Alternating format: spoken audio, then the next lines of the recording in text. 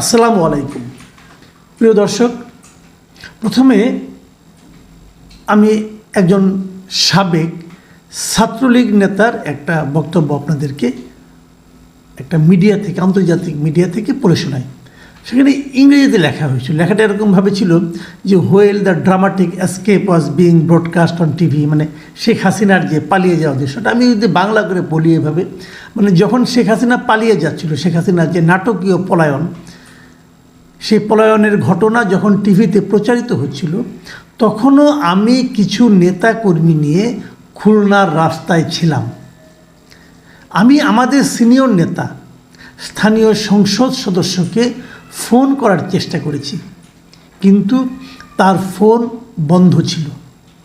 সেই মুহূর্তে আমি নিজেকে প্রতারিত বোধ করেছি, মানে শেষটা হেবে করেছি। At that moment I felt cheated, মানে আমার কাছে মনে হচ্ছিল যে আমাকে প্রতারণা করেছে। কে প্রতারণা করেছে?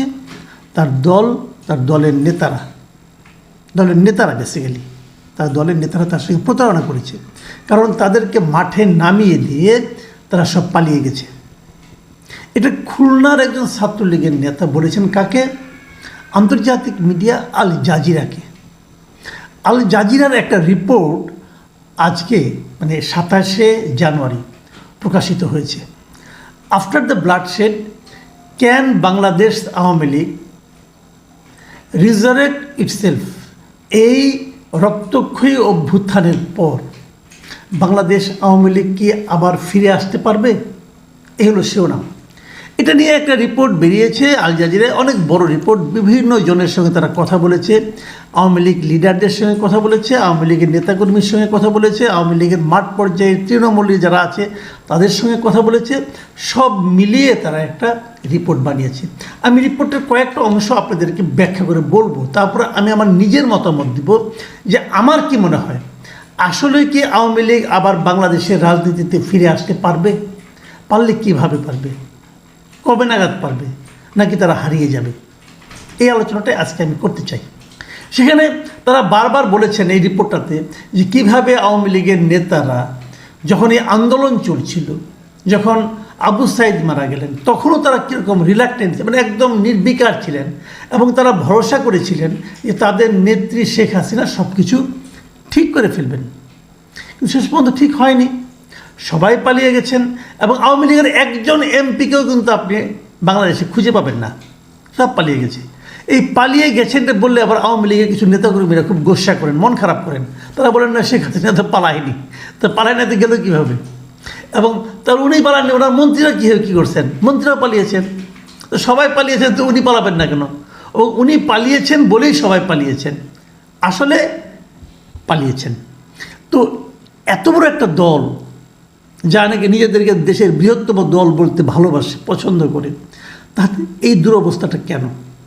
এবং তারপর কথা হলো যে এই আন্দোলনের আগে যে লোকদেরকে কেউ চিনত না, যে ছাত্রনেতাদেরকে কেউ চিনত না, তারা এখন হুঙ্কার দিচ্ছে যে আওয়ামী লীগকে তারা নিষিদ্ধ করে দেবে, তারা আওয়ামী লীগকে বাংলাদেশের মাটিতে অপ্রাসঙ্গিক করে দেবে। এই হুঙ্কার তারা দিচ্ছে, এবং সেই হুঙ্কারের কোনো জবাবও কিন্তু আওয়ামী লীগের কোনো লিডাররা দিচ্ছে না। তাদের দেওয়ার সেই সক্ষমতা নেই। কেন নেই? আমি যতটুকু বুঝি, এরা প্রচুর অর্থ কামিয়েছে, এবং এই অর্থগুলো নিয়ে তারা এই অর্থগুলো এখন দিয়ে বাকি তাদের জীবনের বাকি সময়টা আরাম আয়েসে কাটাতে চায়। এই সমস্ত প্রতিবাদ করে তারা তাদের সময়, শ্রম, শান্তি কোনোটাই নষ্ট করতে চায় না। কেউ ভারতে গেছে, কেউ ইউরোপে গেছে, কেউ আমেরিকায় গেছে, কেউ এশিয়ার অন্য কোনো কান্ট্রিতে গেছে। যে টাকা তারা নিয়ে গেছে চুরি করে এখান থেকে, তারা ধারণা করছে এই টাকা দিয়ে সে, তার পরিবারের পরিজনের লোকজন, মোটামুটি 2-3 পুরুষ আরামসে কোনো কিছু না করেই চলতে পারবেন। তো তাদের কি ঠেকা এই দলটাকে পেছনে আরও শ্রম দেওয়া, আরও অর্থ দেওয়া? তারা দেবে না। আওয়ামী লীগের কিছু কিছু লোকজন মাঝে মাঝে আমার সঙ্গে যোগাযোগ করেন জানার জন্য, বোঝার জন্য। আমিও তাদের কথা শুনি এই কারণে যে আমিও তাদেরকে বুঝতে চাই, তাদেরকে জানতে চাই যে তাদের মনে আসলে কি চলছে। এবং আপনারা, আমি আশা করব আপনারা এই রিপোর্টটা পড়বেন, এই আল জাজিরা রিপোর্টটা আপনারা পড়বেন। এই রিপোর্টটাতে বলা, এক জায়গায় এই রিপোর্টারকে আওয়ামী লীগের যুগ্ম সাধারণ সম্পাদক আহম বাহাউদ্দিন নাসিম, তিনি গত 16 জানুয়ারি অজ্ঞাত স্থান থেকে ফোনে আল জাজিরার সঙ্গে যুক্ত হয়েছিলেন। অজ্ঞাত স্থান থেকে হতে হবে কেন? আপনি যদি ইউরোপে থাকেন বলেন আমি ইউরোপে আছি, আপনি যদি বেলজিয়াম থাকেন বলেন আমি বেলজিয়াম আছি, ইন্ডিয়া থাকলে বলেন আপনি ইন্ডিয়া আছেন। আপনি কোথায় আছেন রে ভাই? আপনি তো দেশে নেই, এটা আমরা জানি। তাহলে বিদেশে থাকতে নাম বলতে অসুবিধাটা কি? এগুলি হলো আরেক নাটক। সে কি বলেছে যে আমরা একটি আন্তর্জাতিক ষড়যন্ত্রের শিকার, এটা শিগগিরই প্রমাণিত হবে। কোন আন্তর্জাতিক ষড়যন্ত্র? কিভাবে প্রমাণিত হবে? আপনি কিভাবে শিকার হলেন বলেন? কোনো তথ্য প্রমাণ আছে? আল জাজিরার কাছে তিনি দিতে পারেন নাই, এবং কার কোন আন্তর্জাতিক শিকার এটাও আল জাজিরার কাছে তারা বলতে পারেন নাই। তো এগুলি কেন তারা প্রকাশ করে না? আমার সঙ্গে যারা যোগাযোগ মাঝে মাঝে করে, আমি তাদেরকে জিজ্ঞাসা কখনো করি না যে আপনারা কোথা থেকে ফোন করছেন, এই কারণে করি না, জিজ্ঞাসা করলে হবে কি আর ফোন করবে না। কিন্তু তাদের কথাবার্তা যেটা বুঝি আমি, সেটাও আমি আপনাদের একটু শেয়ার করি। তারা যে কথাটা বলার চেষ্টা করেন যে তাদের কাছে নাকি এখন টাকা পয়সা নাই, তারা চট করে এই টিউলিপের ব্যাপারে যে ঘটনাগুলি ঘটেছে শেখ হাসিনার ভাগ্নি, সেই ব্যাপারে তারা বলার চেষ্টা করেন এটা হলো লবিংয়ের কারণে হয়েছে। হ্যাঁ, আমরা লবিং যদি করা থাকে, তারা যদি জামাত লবিং করে, বিএনপি লবিং করে, তা আপনারা লবিং করেন, আপনারা যত বছর ক্ষমতা ছিলেন। কয়েক আমাদের তো টাকা নাই। তা আমি বললাম কেন? যারা লুটপাট করেছিল তাদের কাছে টাকা নেন। কই তারা তো কেউ টাকা বের করছে না। অর্থটা হলো যারা আওয়ামী লীগের নেতৃত্বে ছিলেন তারা কেউ এই দলের দায়িত্ব নিতে রাজি না। তারা সবাই যার যার মতো নিজেদের ব্যক্তিগত আখের গুছিয়ে কেটে পড়েছে, এবং তারা আওয়ামী লীগটাকে ব্যবহার করেছে নিজেদের আখের ঘোষানোর স্বার্থে। সবাই যারা নেতৃত্বে ছিল তারা সবাই, এবং এই দেশে যারা ছিল তারা নিজেদেরকে প্রতারিত বোধ করছে এখন। আসলেই তারা সবার সঙ্গে প্রতারণা করেছে, করে একটা দলটাকে একটা লুটপাটের ব্যবস্থার মধ্যে ঢুকিয়ে দিয়ে নিজেরা লুটপাট করে দু একজনকে, ছোটোখাটো দু একজনকে ছিটে ফোঁটা দিয়ে তারা সব পালিয়ে গেছে। এখন এই দলটার কী হবে? দলটাকে হারিয়ে যাবে নাকি দলটা আবার ফিরে আসতে পারবে? এখন যে কথাগুলি বলা হচ্ছে, যখন নাকি কেউ বলে আমরা আওয়ামী লীগকে নিষিদ্ধ করে দেব, তখন আমি মনে করি তারা আসলে প্রকারান্তরে আওয়ামী লীগের করাপ্ট লিডারশিপকে সাহায্য করে। কীভাবে সাহায্য করে সেটা আমি বলছি। যখন আওয়ামী লীগকে নিষিদ্ধ করে দেওয়ার কথা বলে, তারা দেশে থাকা যে আওয়ামী লীগের ছোটোখাটো নেতাকর্মী যারা আছে, তখন তারা এদের সঙ্গে ফাইট করার মতো কোনো অস্ত্র খুঁজে পায় না।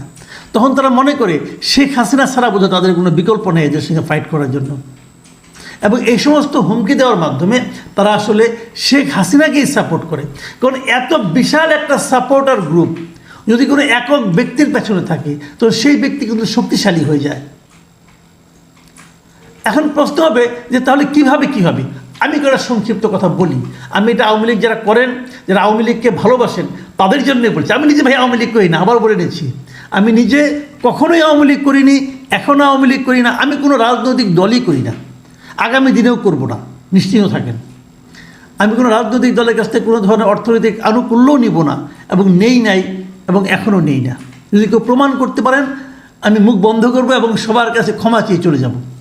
যাক, যে কথা বলছি, আমি মনে করি যে আওয়ামী লীগকে ফিরে আসতে হয়, তাহলে আওয়ামী লীগের সামনে সম্ভাব্য যে পদগুলো, প্রথমত হলো আওয়ামী লীগের সকল দায়ী ব্যক্তি যারা ছিল আওয়ামী লীগের এই 15 বছরের শাসন আমলে, দলে যারা নেতা ছিল, মন্ত্রী ছিল, এমপি ছিল, এদের সকলের বিরুদ্ধে যার যার বিরুদ্ধে অভিযোগ আছে এর প্রত্যেককে বিচার করতে হবে। এক নম্বর, এটা সরকারকে করতে হবে, অথবা সরকার না করলে দলের অভ্যন্তরে যারা নিবেদিত প্রায় নেতাকর্মী আছে তাদের উচিত হবে এদের বিরুদ্ধে মামলা করা। তারা সব জানে কে কীভাবে লুটতরাজ করছে, সবার বিরুদ্ধে মামলা করেন। তারপর তাদের সবাইকে জনগণের কাছে প্রকাশ্যে তাদের অপকর্মের জন্য ক্ষমা চাইতে হবে। যদি তাদেরকে না পাওয়া যায়, তাদের হয়ে তাদের দলের অন্য অন্য নেতাকর্মী যারা আছে, নিজেদেরকে যারা নাকি নিষ্কলুষ মনে করেন, তারা ওদের পক্ষে ক্ষমা চাইবেন। পরিষ্কার কথা। যারা এই 15 বছর দায়িত্বে ছিলেন তাদের সকলকে তাদের দায়িত্ব যে পদে ছিলেন সেই পদ থেকে সরিয়ে দিতে হবে। পদ কেউ ছাড়তে চায় না। এই যার টাকা নিয়ে পালিয়েছে না, কালকে আওয়ামী লীগের সুদিন আসুক, দেখবেন তারা সুর করে সব চলে আসছে। এইগুলোকে চিহ্নিত করতে হবে, এদেরকে সম্পূর্ণভাবে সরাই দিতে হবে। তারপর আরেকটা কি বুঝতে হবে, যে সবচেয়ে বড় ব্যাপার, সেটা হলো শেখ পরিবারকে আওয়ামী লীগ থেকে সরাতে হবে। শেখ পরিবার এখন আওয়ামী লীগের জন্য একটা বোঝা, এটা আমি মনে করি। শেখ হাসিনার নিজের বয়স হয়ে গেছে, উনি আরও 50 বছর 100 বছর বাঁচবেন না, এবং ওনার কোনো পরবর্তীতে নেতৃত্বও নাই। ওনার ছেলে মেয়েরাও কেউ এই কাজের দায়িত্ব নিয়ে খুব ভালো করতে পারবেন সেরকম মনে করা যায় না, কারণ তাদের সবার নামে কিন্তু দুর্নীতির অভিযোগ আছে। তার পরিবারের প্রত্যেকটা লোক এক একটা দুর্নীতির মহারাজ। এত বড় দুর্নীতিবাদী সে খুব কম আসছে, যা নাকি শেখ পরিবারের লোক, শেখ সেলিম বলেন, শেখ তাপস বলেন, যতগুলি আছে, শেখ হেলাল বলেন, এগুলি সব এক একটা দুর্নীতির বাদশাহ। এদের সবাইকে এনে বিচার করতে হবে। শেখ পরিবার এখন আর আওয়ামী লীগের জন্য কোনো অ্যাসেট নয়, তাদেরকে বাদ দিয়ে আওয়ামী লীগকে চিন্তা করতে হবে। যারা মনে করেন শেখ হাসিনা ছাড়া চলবে না, তাদেরকে আমি একটা কথা বলতে চাই, শেখ হাসিনা মারা যাওয়ার পর কি আওয়ামী লীগ চলবে না, সেটা মাথায় রাখুন। শেখ হাসিনা তো 5 বছর বাঁচত, ধরুন উনি 5 বছর আগে মারা গেছে, এইভাবে চিন্তা করুন, তাহলে আওয়ামী লীগ টিকে থাকবে। যতদিন আপনারা এই নেতৃত্বকে পুনঃস্থাপন করার জন্য, এই নেতৃত্বকে পুনর্জীবিত করার জন্য চেষ্টা করবেন, ততদিনই আওয়ামী লীগের পুনর্জীবন বিলম্বিত হবে। প্রিয় দর্শক, আমরা সব সময় চাই দেশে একটা সরকারি দল থাকুক, একটা বিরোধী দল থাকুক, একাধিক বিরোধী দল থাকুক, কিন্তু আমরা চাই সকল রাজনৈতিক দলই যেন গণতান্ত্রিক হয়।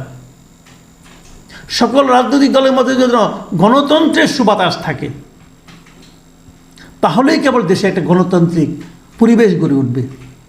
স্বৈরতান্ত্রিক সরকার আমরা চাই না, স্বৈরতান্ত্রিক রাজনৈতিক দল আমরা চাই না, পরিবারতান্ত্রিক রাজনৈতিক দল আমরা চাই না। কাজেই পরবর্তী নেতৃত্ব যারা আসবে সেটা যেন গণতান্ত্রিক প্রক্রিয়ায় তৈরি হয়, এটা সকল দলের মধ্যে হোক, এই প্রত্যাশা করি। নতুন দল হচ্ছে তাদেরকেও বলবো, গণতান্ত্রিক যে পরিবেশ এটা দলের মধ্যে যদি নিশ্চিত করতে না পারেন, তাহলে জনগণ কীভাবে আশা করবে যে আপনারা দেশে গণতন্ত্র দিবেন। দর্শক, এখন এই পর্যন্তই।